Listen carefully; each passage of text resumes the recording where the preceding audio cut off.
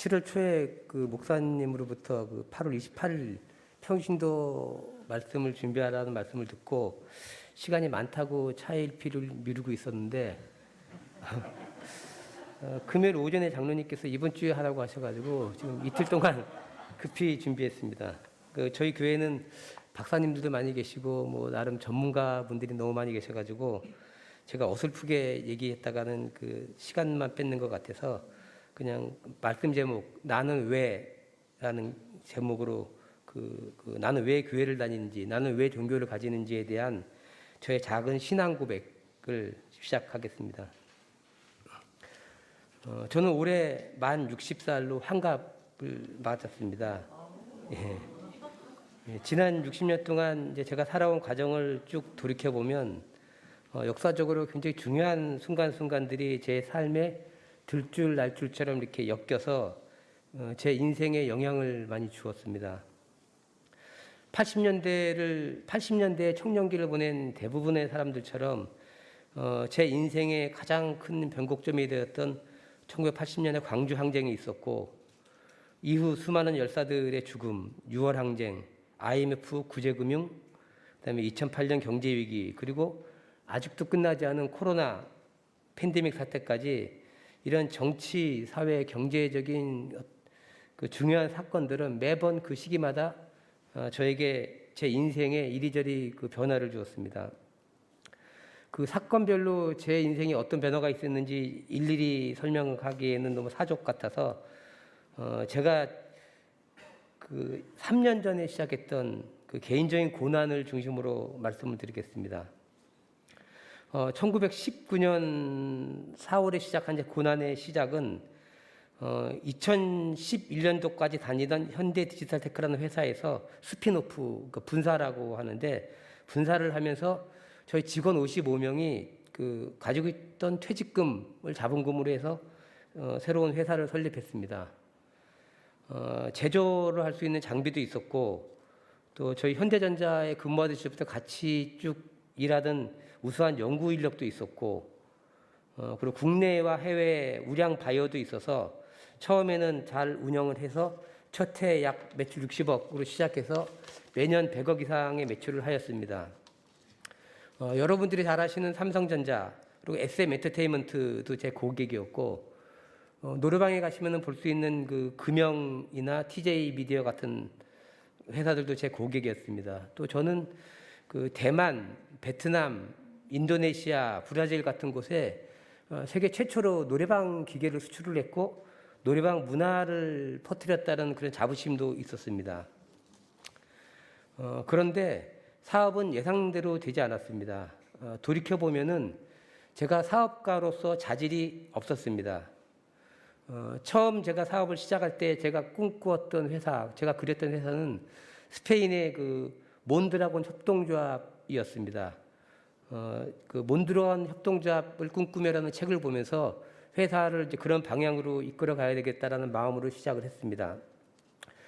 참고로 메시가 오랫동안 활동했던 그 FC 바르셀로나도 협동조합 구단입니다. 어떻게 보면 치열하지도 못했고 돈을 버는 거에 대한 집착도 없었고 속칭 그 운동권적인 아마추어리즘을 벗지 못한 채 사업을 시작한 것이 냉혹한 현실을 이기지 못한 결과였지 않을까 생각합니다. 돌이켜보면 제가 그 운동권적인 아마추어리즘을 벗지 못했다는 것은 사업을 시작하면서 점차 드러났습니다. 처음 사업을 시작할 때 먼저 사업을 하고 있던 사람들 10명이면 10명이 다 저에게 제일 먼저 부동산을 사라고 했습니다. 저는 부동산으로 돈을 버는 것에 대한 거부감이 너무나 심해가지고 그냥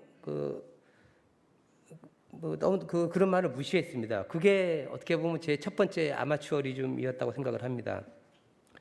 제가 그 전에 분사를 하기 전에 했던 것이 대기업 혹은 대기업에서 분사했던 상장기업이었기 때문에 늘 자금의 여유가 있었고 제 기준으로는 그냥 10만 원의 물건을 만들어서 13만 원에 팔면은 3만 원씩 남기는 거고 그게 1000대 팔던 걸 10,000대 팔면 3천만 원 남던 게 3억이 남으면 되는 거 아니냐라는 생각을 했습니다. 그리고 회사라는 거는 물건을 만들어서 이익을 내서 돈을 벌면 되는 거지 뭐 부동산이나 뭐 다른 방법으로 돈을 버는 거에 대한 죄악시하는 마음이 좀 있었습니다. 그런데 막상 시작하니까 현실은 제가 생각했던 것과 많이 달랐습니다. 제가 근무하던 대기업 혹은 상장 기업에서는 분명히 10만 원의 제품을 만들었었는데 막상 제가 회사에 분사를 해서 물건을 만드니까 10만 원짜리 물건을 12만 원에 만들게 되었습니다.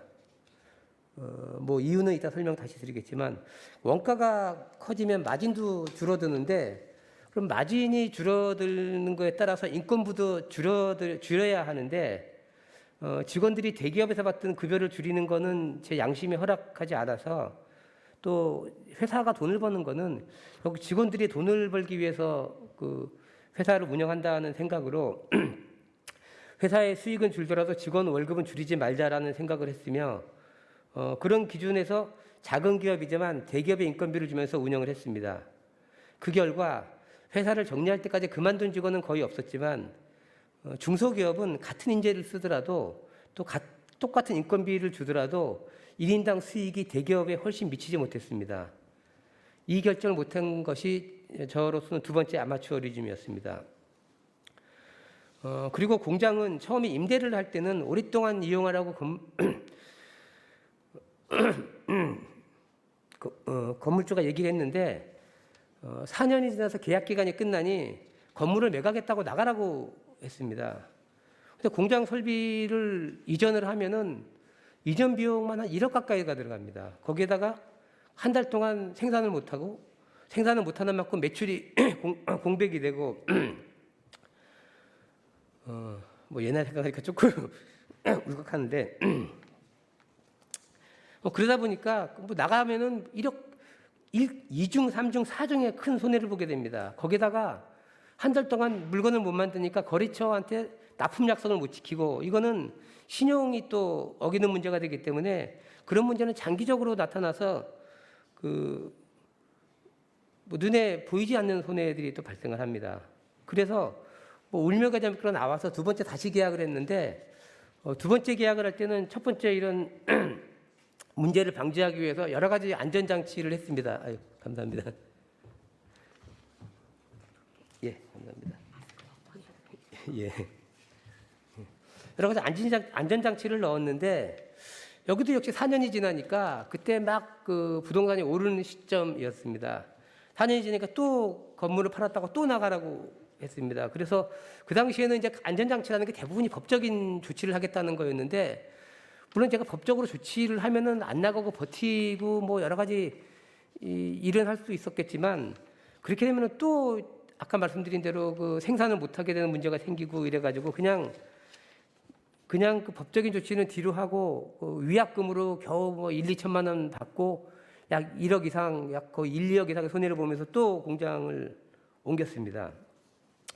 이제 과거 우리 교회가 겪었던 강제 집행이나 올 4월에 을지로의 오비베어 사태 같은 그 소위 건물주의 갑질이라든가 그런 문제들을 저는 사업을 하면서 두 번이나 이제 경험을 했고 제가 회사 대표가 아니고 자연인이었다면은 그 부당한 거를 몸으로 갖다 싸우고 법적인 대응도 하겠지만 제가 버티는 동안에도 그 급여는 나가야 되고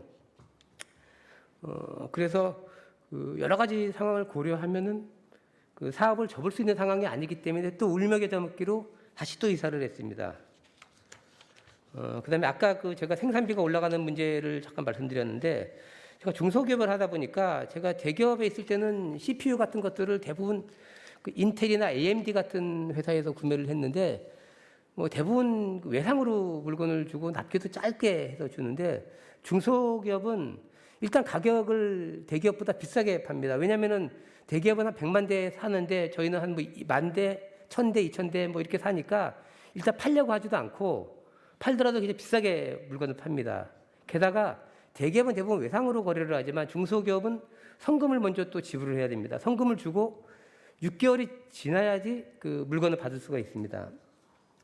그러면 중소기업 입장에서는 항상 그 성금이 나가 있어야 되고 또 이 사람들은 중소기업은 물건을 약속대로 딱딱 대기업은 칼같이 주지만 중소기업에는 약속대로 그 물건을 주는 게 아니니까 항상 일정량의 재고를 또 부담해야 되기 때문에 사실 중소기업이 대기업보다 훨씬 더 많은 자금이 필요합니다. 초기에는 자본금으로 운영을 하다가 매출이 늘어나면 늘어날수록 더 많은 자금이 필요해지고, 이 필요한 자금은 투자를 받거나 대출을 받아야 되는데 아무래도 투자보다는 이제 대출이 쉬우니까 대출 금액이 점점 늘어날 수밖에 없었습니다. 참고로 그 삼성전자 같은 경우는 매출이 300조에 자산이 400조 정도 되지만 전혀 채무가 없을 것 같지만 삼성전자도 약 120조 정도의 채무가 있습니다. 번외로 제가 사업을 하면서 정말 다양한 사람들을 많이 겪었는데 이 세상에 나쁜 사람들은 대부분 검사와 연관이 있었습니다. 제가 겪은 경우입니다. 그 교육 사업을 하는 이모 회장이라는 분이 계셨는데 이분은 사위도 조카도 아닌, 사위도 자식도 아닌 조카가 검사였습니다.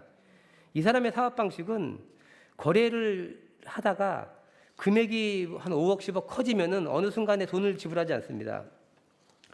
그게 분명히 지불해야 될 명백한 돈인데도 지불하지 않고, 지불하지 않으면 그 중소기업에서는 소송을 해서 돈을 받아야 되는데 이 소송이라는 게 이 사람이 여러 가지 법 기술을 이용해 가지고 4년 5년을 끌습니다. 그 대법원 판결이 나올 때까지. 그럼 중소기업 입장에서는 5억이나 10억이 거의 그 마진 생돈 이익에 대한 5억이나 10억은 엄청 큰 자금이기 때문에 그때까지 소송을 하게 되면 회사가 버티지는 못합니다. 그러면 이 사람은 한 6개월쯤 지나서 협상을 하자고 합니다. 내가 10억 너한테 줄 돈이 있지만 뭐 줄 돈은 법적으로 가면 3년 뒤에 분명히 받습니다. 이자까지 포함해서. 그런데 내가 너한테 10억 줄 돈은 있지만 네가 지금 5억을 받을래? 5년 동안 법정 소송 끝나서 10억에다 이자까지 받을래? 라고 협상을 합니다. 중소기업의 90%는 대부분 거기에 반자도 받고 그 거래를 끝냅니다. 이게 개인 간의 상거래라서 형사처벌하기가 너무 어렵고, 말씀드린 대로 민사소송을 해도 5년 이상을 회사가 버틸 수가 없기 때문에 그냥 그렇게 할 수밖에 없는 상황이 됩니다. 이게 이 사람이 굉장히 상습적으로 하고 있기 때문에 제 생각에는 저렇게 상습적으로 하면 분명히 형사처벌을 받을 것 같은데, 그 검사 조카가, 소문으로는 검사 조카가 도와준다고 하는데 그 사람이 어떤 영향력을 끼치는지 모르겠지만 어떤 형사처벌도 받지 않고 다 빠져나갑니다. 그 경찰서에 가도, 이게 제 아는 사람이 경험한 건데, 경찰서에 가도 경찰들도 그 사람에 대해서 잘 압니다. 그 사람이 그렇게 나쁜 짓을 하는 거다. 하도 고발이 많이 들어오니까. 그런데 기소는 끝까지 안 됩니다. 경찰은 계속 올립니다. 기소를 해달라고. 그래서 한 번도 기소가 된 적이 없습니다. 또 한 가지는 제가 아까 삼성전자가 제 고객이라고 말씀을 드렸었는데, 삼성전자에는 저희가 이제 그 물건을 개발해주고, 이제 삼성전자 러시아에 파는 오디오 기계에 노래방이 될 수 있도록 제가 그 오디오 기기 제품을 개발해주고 로열티를 받았습니다. 삼성전자가 처음에 로열티를 낮춰달라고 수차례 요구를 했는데 계속 이제 대기업이니까 저희가 따라서 요청한 대로 맞춰주다가 어느 순간에 너무 무리한 요구를 해서 거절을 했더니 결국은 저희 회사 제품을 카피해서 사용을 했습니다. 엄밀하게 말하면 카피가 아니라 저희 회사 경력사원으로 들어왔던 직원을 그 회사 직원이 데리고 가가지고 저희 회사 기술을 이용해서 저희 이제 로열티를 안 주고 자기들이 생산을 한 거죠. 뭐 이 부분도 제가 소송을 할 수 있었지만 뭐 언젠가 삼성이나 다시 거래를 할 거라는 어떤 희망, 이런 부분들 때문에 그냥 눈을 감고 관계를 유지할 수밖에 없었습니다. 이렇게 사업을 하면서 정말 다양한 부류의 사람을 만났고 중소기업부터 대기업까지 다양한 업체를 경험했으며 사업을 통해 이 사회의 모순을 온몸으로 저는 겪었습니다. 이걸 말하기 시작하면은 끝도 없을 거라고 생각을 합니다. 오늘은 이 말을 하려고 하는 것이 아니기 때문에 사업을 하면서 겪었던 경험, 사회적 모순은 여기까지 하겠습니다. 아무튼 이런 상황에서 2019년 4월에 저희 회사가 그 대출을 그러니까 중소기업진흥공단이나 기보보증서, 무역진흥공단에서 약 30억 정도의 대출을, 이제 그쪽에서는 제 기술이나 수출 실적을 보고 이제 신용으로 빌려준 돈들인데, 신용을 빌려주다도 다 이제 대표이사로서 제가 연대보증을 했습니다. 그래서 그 중에서 한 군데만 이제 대출 연장을 중단하면은 중소기업은 대부분의 대출이 1년 단위로 대출을 합니다. 1년 단위로 심사를 해서 연장을 하는데 한 군데만 연장을 거부하게 되면은 이게 무더기로 연쇄 현상 나비 효과가 일어나서 회사를 유지하기가 굉장히 어려워집니다. 그래서 아마 이때가 그때 어떤 압박감 같은 것들 때문에 이때가 아마 제가 세상에 태어나서 가장 기도를 많이 한 시기였을 겁니다. 아무튼 그때 결국 저는 회사를 정리하기로 마음을 먹고 연구소하고 저희 거래처들은 전부 다 저 필리핀에 있던 바이어가 인도 사람이 있었는데 그 친구한테 다 제 권리 영업 권리하고 연구소 직원들을 다 매각을 했고 남은 공장의 현장직들은 다 퇴직금까지 정리하고 남은 정부기관의 부채들을 다 연대보증을 제가 책임을 지고 정리를 했습니다. 그리고 마지막에 남은 자재들을 친구 공장에 옮겨두었는데 그 공장마저 그해 12월에 화재가 나면서 제가 재기일을 할 수 있는 희망도 없어지고 연대보증을 한 부채를 안고 제가 주저앉을 수밖에 없었습니다. 그때가 2019년 말 2020년 이때였습니다. 아마 저희 자기는 돌아가신 시점도 그 시점이었고요. 그 이후의 생활은 여러분들이 TV 드라마나 리얼리티 프로그램 재연 상황에서 보았던 것과 똑같습니다.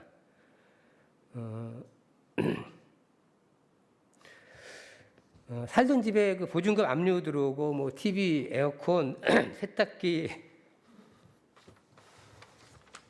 이런 건 아닌데 아무튼 집에 안에 모든 가전제품, 가구에 잠깐만 제가 물 한 잔 마시겠습니다.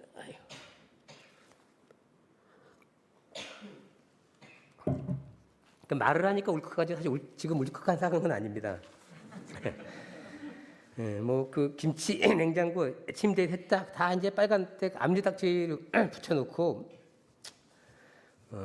저 노부모님 살고 계시던 제 명의 아파트가 또 경매로 넘어가고 이래서 또 쫓겨나가지고 경매에 대해서 제가 할 얘기가 많은데 하여튼 새로 이사갈지 구하느라고 또 3개월 동안은 짐을 이삿짐한테 맡기고 동생 집에 지내면서 이 일로 저희 부모님 건강이 크게 악화됐습니다. 아무튼 이게 제가 겪었던 큰 어려움이고요. 이 일을 돌이켜 보면 다 제가 잘못해서 그게 아마추어리즘 때문에 발생한 일이긴 하지만 그래도 이 어려움을 겪는 동안은 제가 하나님에 대한 신앙이 최고조일 때가 아닌가 생각합니다. 지금은 조금 나아져서 기도를 잘 안 하지만 당시에는 매일 아침마다 정말 절실하게 기도를 했습니다. 그리고 제 잘못 때문에 이제 제 아내인 박미애 집사나 아이들, 부모님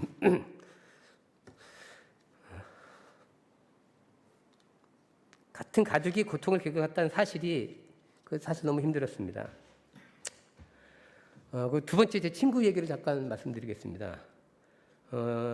제 친구가 고등학교를 졸업하고 같이 고등학교를 졸업하고 군대도 같이 다녀온 친구가 있었습니다. 형제처럼 지내던 친구였는데 2020년 1월 이 친구 아들이 태권도 선수 3명으로부터 집단 폭행을 당해서 사망을 했습니다. 제가 교우님들께도 가해자들이 살인죄로 처벌을 받고 착한 사마리아인법을 만들어 달라는 청와대 청원을 했으니 동참해 달라고 부탁을 했기 때문에 기억하시는 분들이 많을 겁니다. 이 친구의 아내는 시어머님이 노안으로 요양병원에 있을 때 시어머니 변비를 해결하기 위해서 손가락으로 시어머니 항문을 팔 정도로 마음이 따뜻한 사람이었고 다른 사람의 불행을 누구보다 잘 공감하는 사람이었습니다. 전생에는 어떤 잘못을 저질렀는지 알 수 없지만 현생에서는 이런 고통을 느낄 어떠한 죄를 지은 적도 없을 뿐만 아니라 오히려 다른 사람의 불행에 누구보다 앞장서서 공감하고 다가가던 부부였습니다. 남편이 죽으면 과부라고 하고 부인이 죽으면 호랍이라고 하고 부모가 죽으면 고아라고 하는데 자식이 죽으면 그 슬픔이 너무 크기 때문에 세상에 어떤 단어도 붙일 수 없다고 합니다. 죽은 자식의 무덤을 애물단지라고 하는데 이 부부는 지금도 애물단지인 자식의 유골을 자기 방에 갖다 두고 매일 새끼밥을 차려주고 있습니다. 그리고 모든 사회생활을 중단한 채 24시간 집에만 있습니다. 마지막으로 그 넷플릭스 얘기를 잠깐 하겠습니다. 올 초에 유행했던 넷플릭스 드라마 중에 지역이라는 작품이 있었습니다. 오징어 게임과 더불어 많은 사람들에게 알려진 유명 작품이라서 대부분 보셔서 알고 계실 겁니다. 이 작품 내용은 다음과 같습니다. 지옥에서 온 저승사자가 언제 누구를 데려간다고 예고를 하고 그 날짜가 되면 저승사자가 와서 실제 그 사람을 데려갑니다. 저승사자가 사람을 데려갈 때는 틀림없이 무슨 죄를 지어서 데려갔을 거라고 사람들이 생각을 합니다. 그래서 저승사자가 데려가기로 지목된 사람은 죄가 있을 것이라고 미리 단정을 하고 사람들이 그 사람을 비난합니다. 그런데 그러다가 막 태어난 아기가 지목이 되자 그 태어난 아기는 죄를 지을 시간도 없었는데 왜 저승사를 데려갈까 하고 사람들은 혼란에 빠지기 시작합니다. 오늘 제가 제 이야기와 제 친구 이야기, 그 다음에 넷플릭스 지옥 이야기 이 세 가지 말씀을 드린 이유는 이 세상에는 왜 아무 죄를 짓지 않아도 불행이 찾아오고 어떤 사람은 큰 죄를 지어도 벌을 받지 않는 것인가에 대한 궁금증에서 출발합니다. 큰 죄를 짓고도 벌을 받지 않는 예는 우리 주변에 너무나 많습니다. 아까 말씀드린 검사나 이 회장 같은 사람들도 있지만 대표적으로 광주에서 수천 명을 학살한 전두환 노태우는 백수를 들이다가 죽었고 그 자식들은 지금도 떵떵거리며 잘 살고 있을 뿐만 아니라 이들을 비호하는 세력들은 이 땅에 상류층을 형성하여 자기들끼리 특혜를 주고받으며 너무나 잘 살고 있습니다. 반대로 주변의 고난과 불행은 어떠한 인과관계도 없이 랜덤하게 또 하나님의 믿고 안 믿고와 상관없이 랜덤하게 사람에게 찾아오며 더구나 더 어려운 사람일수록 더 불행을 많이 경험을 합니다. 가난에는 이자가 붙는다는 말씀을 많이 들어보셨을 겁니다. 가난할수록 더 비싼 돈을 지불하고 치료를 받으며 같은 돈으로 부자보다 훨씬 좁은 면적의 주거지에 삽니다. 이런 세상을 바꿔달라고, 이런 나쁜 사람들을 처벌해달라고 아무리 우리가 기도를 해도 하나님은 우리의 기도를 들어주지 않습니다. 하나님은 귀가 먹고 눈이 멀고 혀가 뽑혀서 그러실까요? 만약에 그렇다면 하나님이 우리 기도를 들어주지 않는다면 우리는 왜 교회를 다닐까요? 왜 하나님을 믿는 걸까요?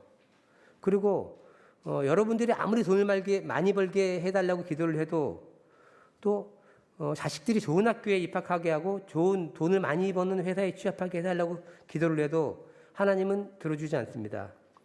말기암 환자인 가족을 낫게 해달라고 여러분이 아무리 기도를 해도 하나님은 절대 그런 기적을 우리에게 주지 않습니다.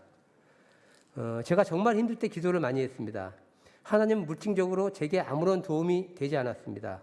그런데 저는 왜 기도를 했을까요?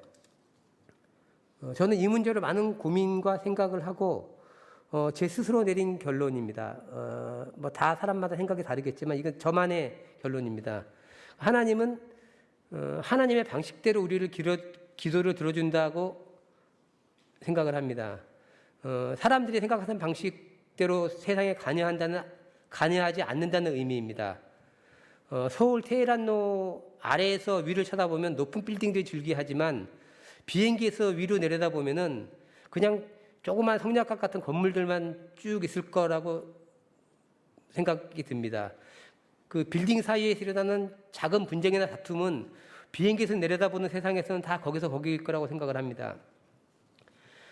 제가 생각하는 대로 하나님이 제 기도에 제가 바라는 방향으로 응답하지 않는다면은 저는 굳이 교회에 올 필요가 없지만 그럼에도 저는 매주일 빠지지 않고 교회에 오는 것은 제가 교회를 통해 마음의 평안을 얻기 때문입니다. 매주일 예배가 끝날 때 함께 부르는 주여 동행하사 손잡아 주시고라는 찬송은 제게 큰 위로가 됩니다. 저는 제가 가장 어려울 때 매일같이 기도를 하면서 하나님한테 돈을 달라고 기도하지도 않았고 제 어려움을 해결해 달라고 기도하지도 않았습니다. 그냥 제 곁에 계시고 보이지 않지만 손잡아 달라고 했습니다. 그것만으로 저는 큰 위로가 되었습니다. 이게 아무것도 아닌데 이렇게 읽으니까 울컥울컥합니다.